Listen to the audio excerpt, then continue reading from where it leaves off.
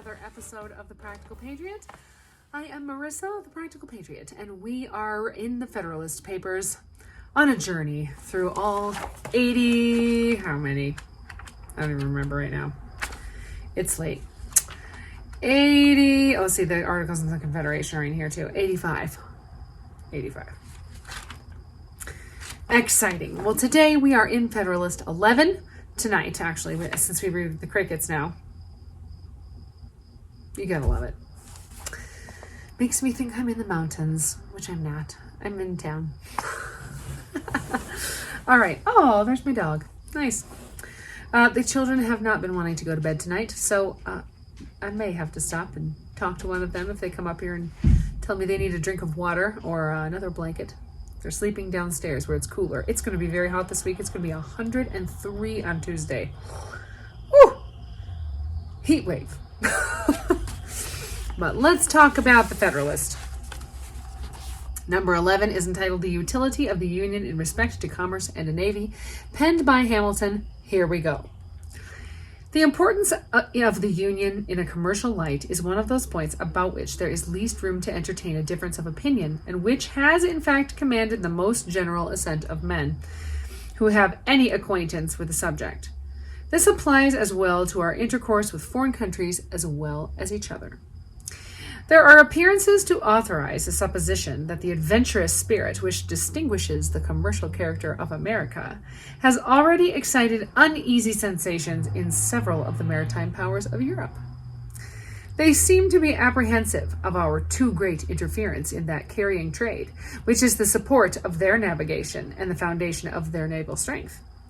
Those of them which have colonies in America look forward with painful solicitude to what this country is capable of becoming.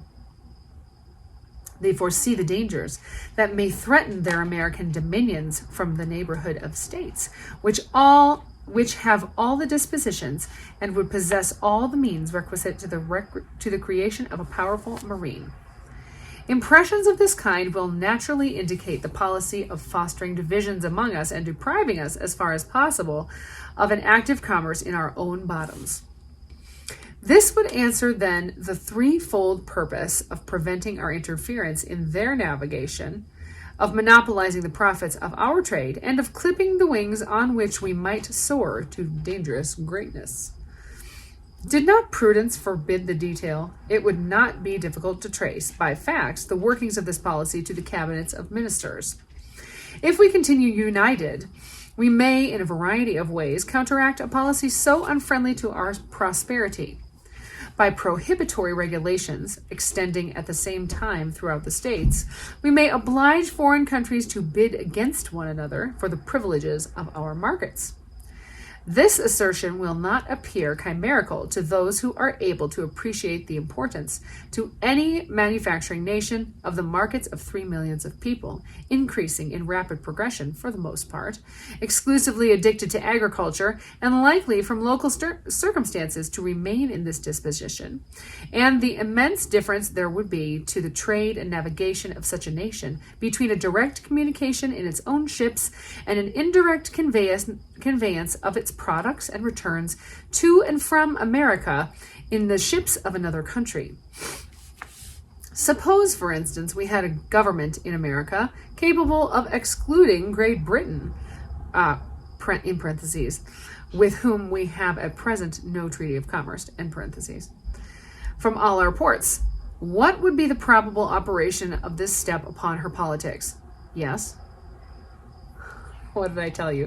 What do you need, honey? Oh, I was just saying good night. Oh, good night. I love you. Please go to bed. All right, now I got to figure out where I was. All right. We'll start right here. Suppose, for instance, we had a government in America capable of excluding Great Britain, with whom we have at present no treaty of commerce, from all our ports. What would be the probable operation of this step upon her politics? Would it not enable us to negotiate with the fairest prospect of success for commercial privileges of the most valuable and extensive kind in the dominions of that kingdom? When these questions have been asked upon other occasions, they have received a plausible, but not a solid or satisfactory answer. It has been said that prohibitions on our part would produce no change in the symptom of Britain, because she could prosecute her trade with us through the medium of the Dutch, who would be her immediate customers and paymasters for those articles which were wanted for the supply of our markets. But would not her navigation be materially injured by the loss of the important advantage of being her own carrier of that trade? Would not the principal part of its profits be intercepted by the Dutch as a compensation for their agency and risk? Would not the mere circumstance of freight occasion a considerable deduction? Would not so circuitous an intercourse facilitate the competitions of other nations by enhancing the price of British commodities in our markets and by transferring to other hands the management of this interesting branch of the British commerce? Yes? Oh, good night. I love you. See you tomorrow. In the morning. You have kids club. You're helping. All right? Okay. That's my 13-year-old. Okay. We'll read the sentence I just read again.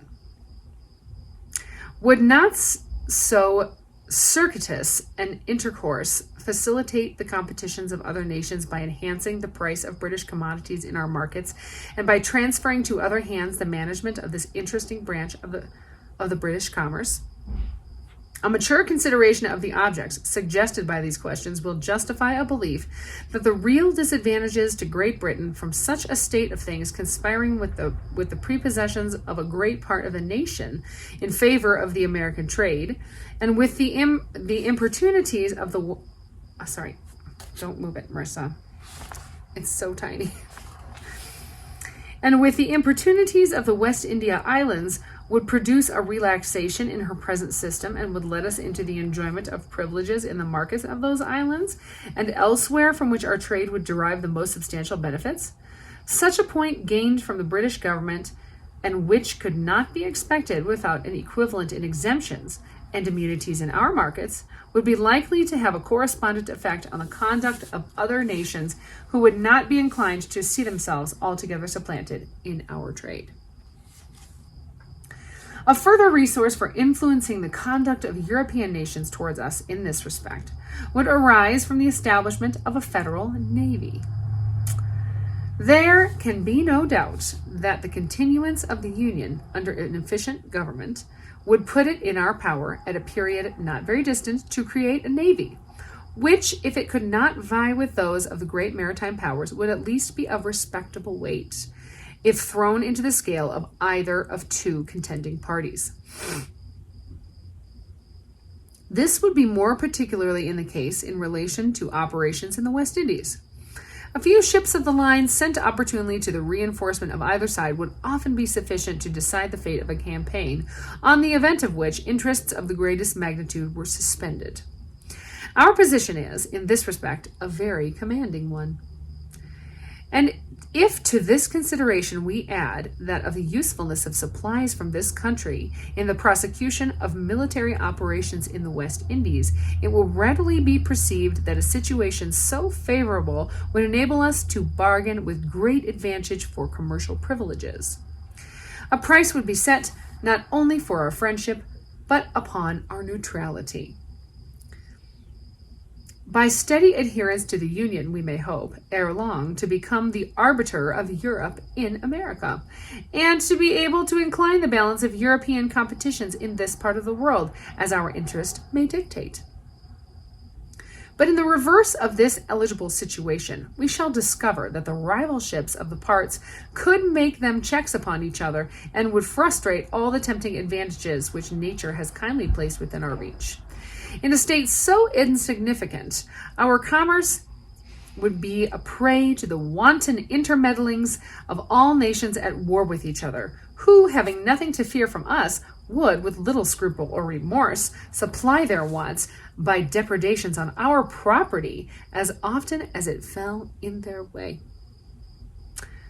The rights of neutrality will only be respected when they are defended by an adequate power. A nation, despicable by its weakness, forfeits even the privilege of being neutral. Under a vigorous national government, the natural strength and resources of the country directed to a common interest would baffle all the combinations of European jealousy to restrain our growth. This situation would even take away the motive to such combinations by including an impracticability of success. An active commerce, an extensive navigation, a flourishing marine would then be the inevitable offspring of a moral and physical necessity. We might defy the little arts of little politicians to control, or vary the irresistible and unchangeable course of nature. But in a state of disunion, these combinations might exist and might operate with success. It would be in the power of maritime nations, availing themselves to our universal impotence, to prescribe the conditions of our political existence. And as they have a common interest in being our carriers, it is still more in preventing us from becoming theirs. They would, in all probability, combine to embarrass our navigation in such a manner as would in effect destroy it and confine us to passive commerce. We should thus be compelled to content ourselves with the first price of our commodities, and to see the profits of our trade snatched from us to enrich our enemies and persecutors. Excuse me, I'm sorry, I need a drink. Okay. To enrich our enemies and persecutors. That unequaled spirit of enterprise which signalizes. That's funny. Could have just used signals, but we gotta appreciate older English. It was much more proper. Sometimes I wish people still spoke in such proper English. That would be nice. Instead of saying things like mountain instead of mountain. All right. That unequaled spirit of enterprise which signalizes the genius of the American merchants and navigators, and which is in itself inexhaustible mine of national wealth, would be stifled and lost, and poverty and disgrace would overspread the country, which with wisdom might make herself the admiration and envy of the world. There are rights of great moment to the trade of America, which are the rights of the Union. I allude to the fisheries, to the navigation of the lakes, and to that of the Mississippi. The dissolution of the Confederacy would give room for delicate questions concerning the future existence of these rights, which the interest of more powerful partners would hardly fail to solve our disadvantage. The disposition of Spain with regard to the Mississippi needs no comment. France and Britain are concerned with us in the fisheries and view them as of the utmost moment to their navigation. They, of course, would hardly remain long indifferent to that decided mastery of which experience has shown us to be possessed in this valuable branch of traffic, and by which we are able to undersell those nations in their own markets. What more natural than that they should be disposed to exclude from the lists of such dangerous competitors? This branch of trade ought not to be considered as a partial benefit. All the navigating states may in different degrees advantageously participate in it, and under circumstances of a greater extension of mercantile capacity would not be unlikely to do it. As a nursery of seamen, it now is, or when time shall have more nearly assimilated the principles of navigation in the several states, will become an universal resource. To the establishment of a navy, it must be indispensable. To this great national object, a navy union will contribute in various ways. Every institution will grow and flourish in proportion to the quantity and extent of the means concentrated towards its formation and support. A navy of the United States, as it would embrace the resources of all, is an object far less remote than a navy of any single state, or a partial confederacy, which would only embrace the resources of a part.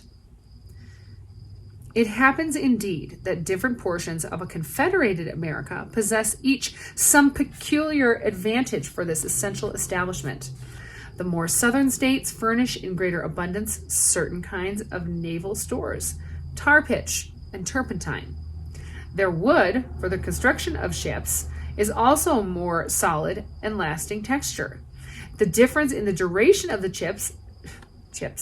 the difference in the duration of the ships of which the Navy might be composed is chiefly constructed of southern wood, would be a signal of importance, either in the view of naval strength or of the national economy.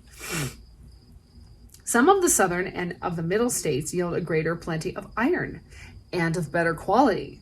Seamen must chiefly be drawn from the northern hive.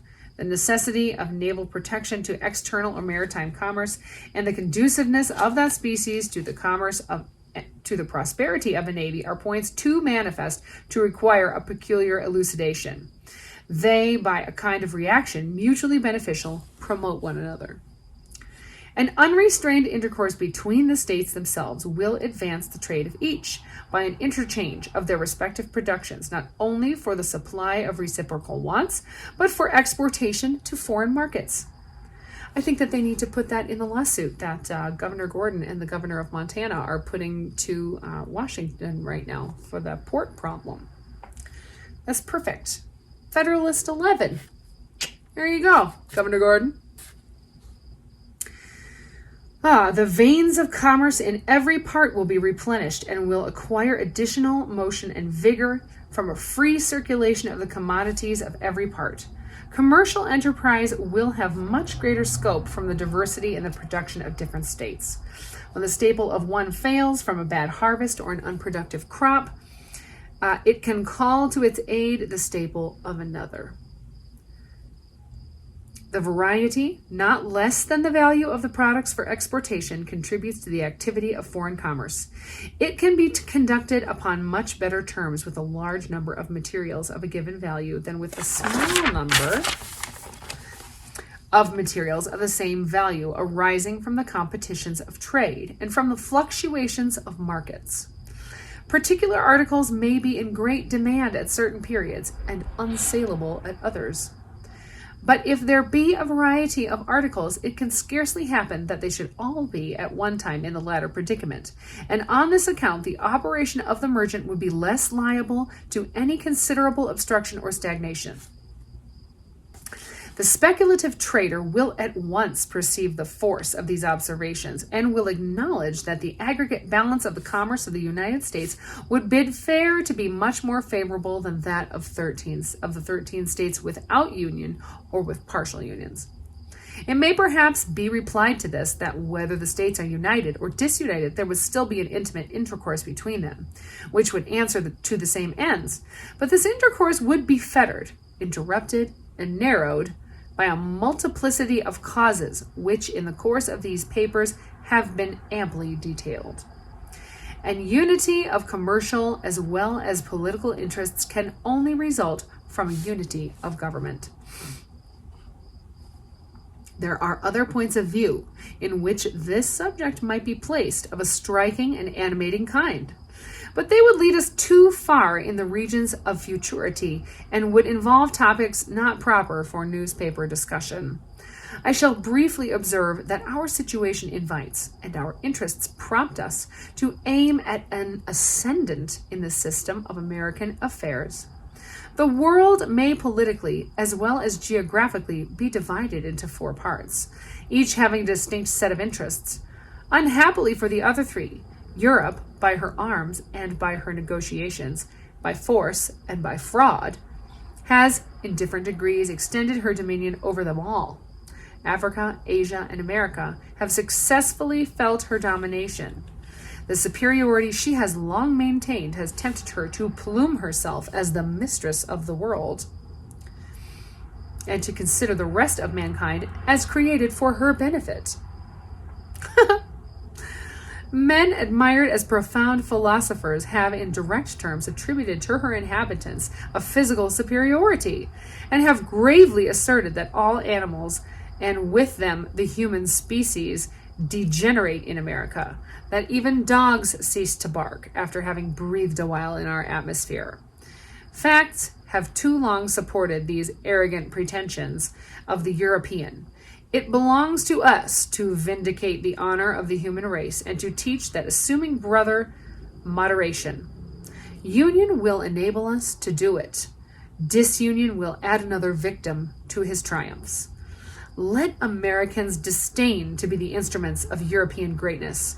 Let the 13 states bound together in strict and indissoluble union concur in erecting one great American system superior to the control of all transatlantic force or influence and able to dictate the terms of the connection between the old and the new world. November 24th, 1787, Hamilton. So great. So great. I love that end part. So, thank you for joining me tonight. It was Federalist 11. Next time we'll read Federalist 12. Be blessed and stay free. See you next time. Thanks for watching The Practical Patriot. Like and subscribe below. That's right.